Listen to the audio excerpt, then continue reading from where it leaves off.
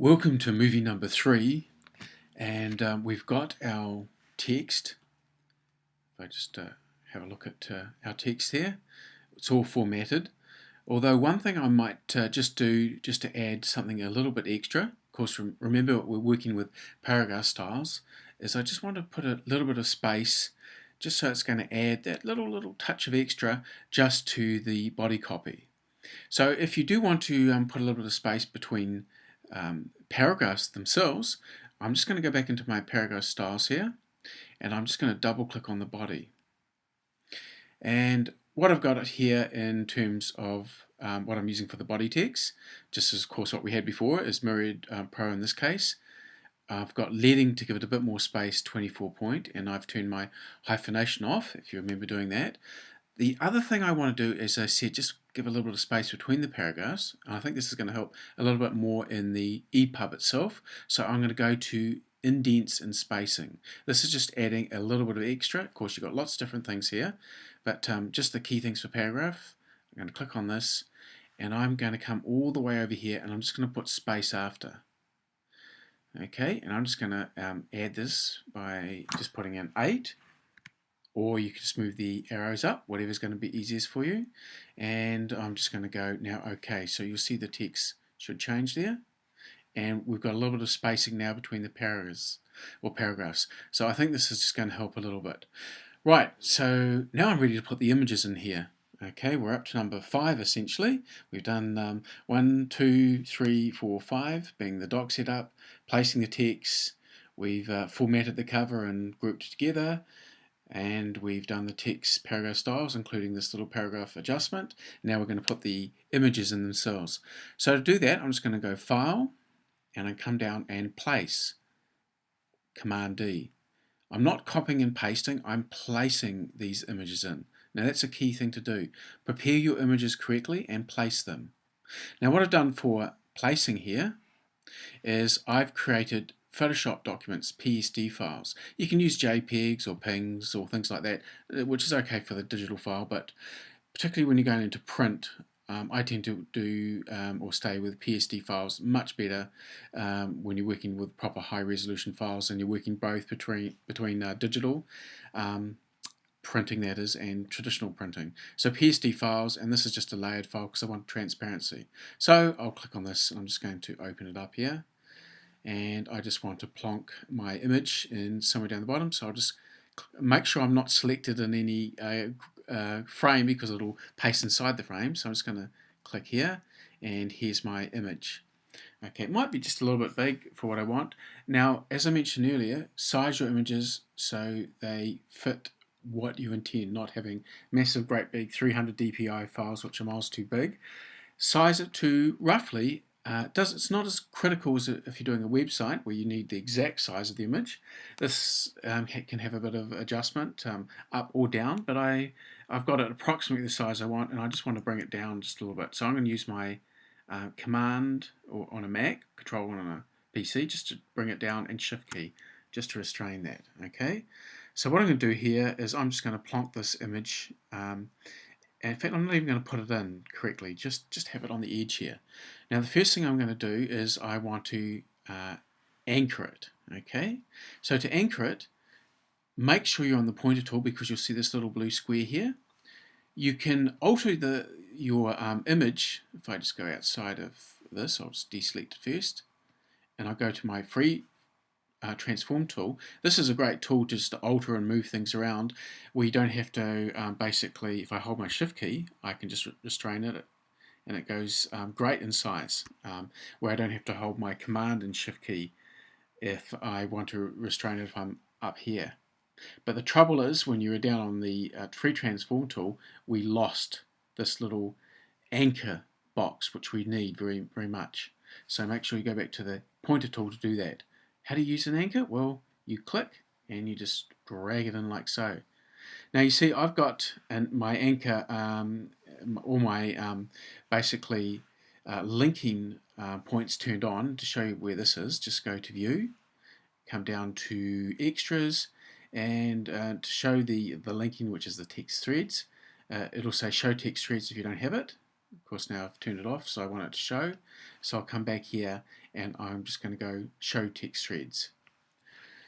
Now what you can also do, if I go to my control or right click, whatever you want to do, control click, right click, depends on if you're a PC or a Mac, or if you've got a one mouse, two mouse button. Anyway, I'm just going to click here, control clicking or right click, and if we go to anchored objects, you notice we can release anything that we no longer need, but failing that, we've also got options. So if I click on my options, I can actually play around with what point in terms of corner point I want this to link from, be anchored from. As you see, we can change it there, here, all over the place, even the centered if you wanted. Okay, I'm going to just leave mine at the top right here, and I'll just go OK.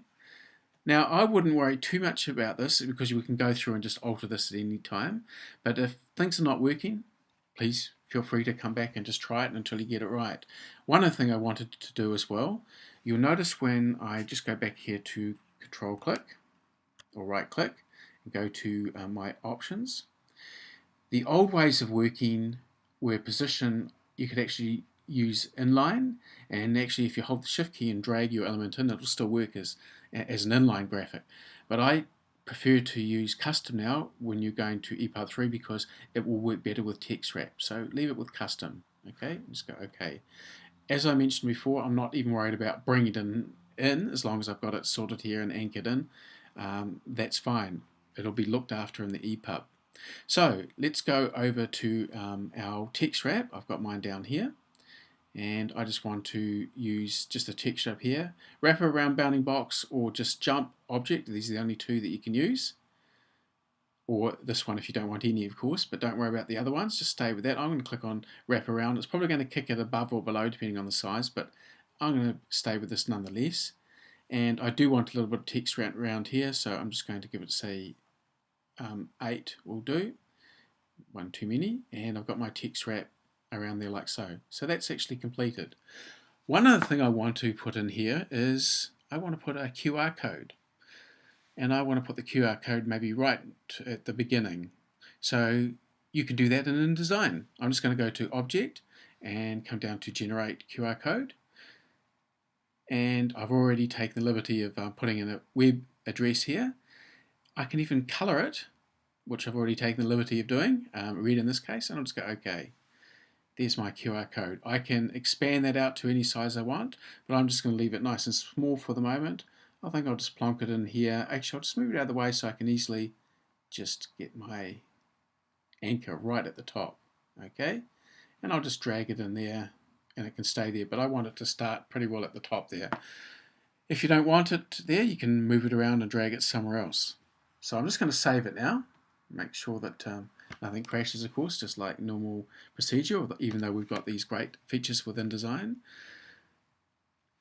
Now, what I need to do now is I'm going to put other images in here, so I'll just go File, Place once more, and I'll just use that same image, and I'm just going to open it. And now, where did it go? Well, if you remember, I actually had my text frame selected, which, if we go up here, there it is, it's pasted into that frame. It doesn't mean you have to worry about, oh no, I've done it wrong, I have to delete and start again. All you need to do is just Command Z or Control Z on a PC, and then I can just paste it again. But you see, that's why you must not have a text area selected when you're placing objects. Let's see, let's just take that down to the next page, and I'll scale that down just a little bit more. Now, I'm not going to worry about taking everything through. I really would want to have a few images in this document, and I'm really just using the same one. So I'll just place one more, which is this one, and I'll just hold my Command and Shift just to scale it down again, and I'm just going to anchor it in once more. I'm just going to leave it at this point here and not worry about the text thread here. By the way, speaking of text threads, if I have my text threads on, if I click on the linking text, you see how it links up from page after page after page.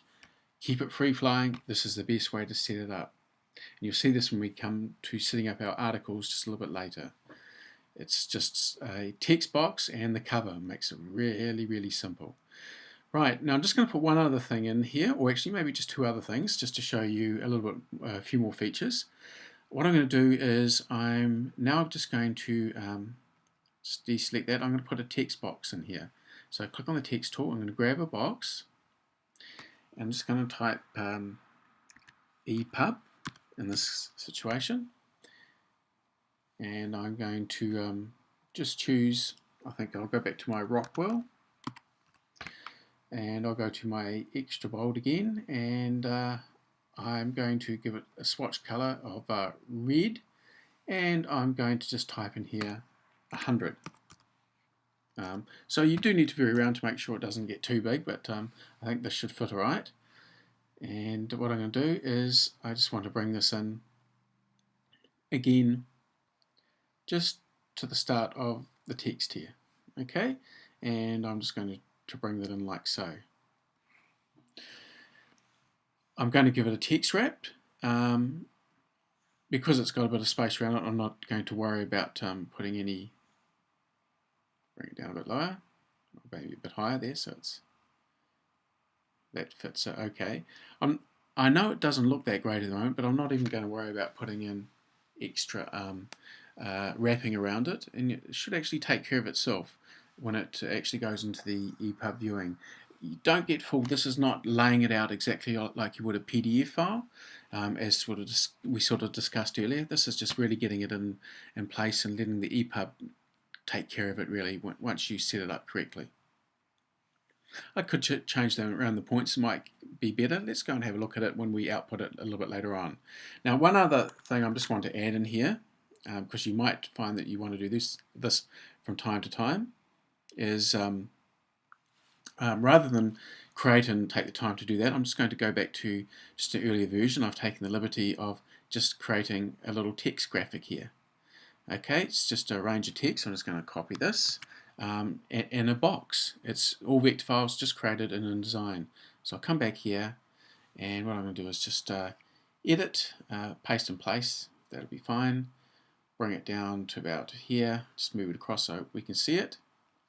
I think I will just get something a little bit more interesting with my font. I'm going to go back to my Rockwell again, just keep consistent fonts there, Rockwell bold, and I think I'll take this up to about 24, that should be fine.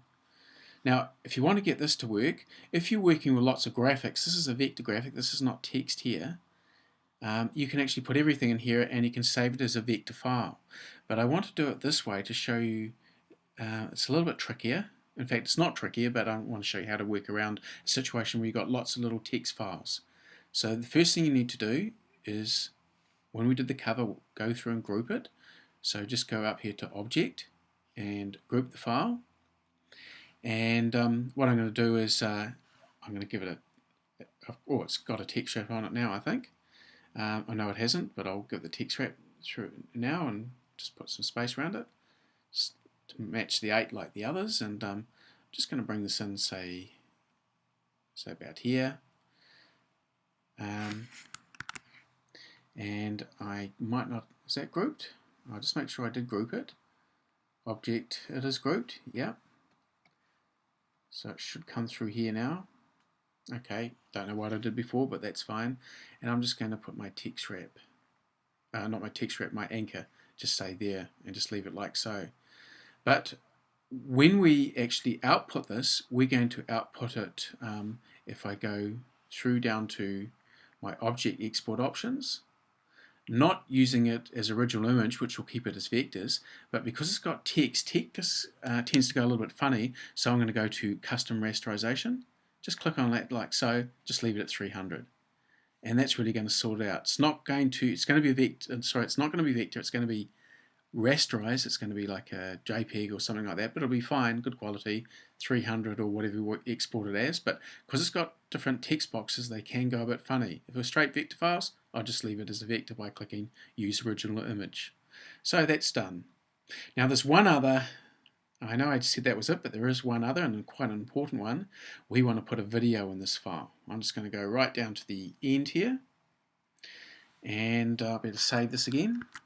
So just file save. If you didn't, I just went Command S, Control S on a PC. But video. So how do we get video in here? Well, very complicated. No, it's not. It's just file, place, the good old Command D. I've got my video here as an MP4. Click on here, go open, and I'm just going to place it there. Okay. Now it looks a little bit big. It should come in just a minute. There it is.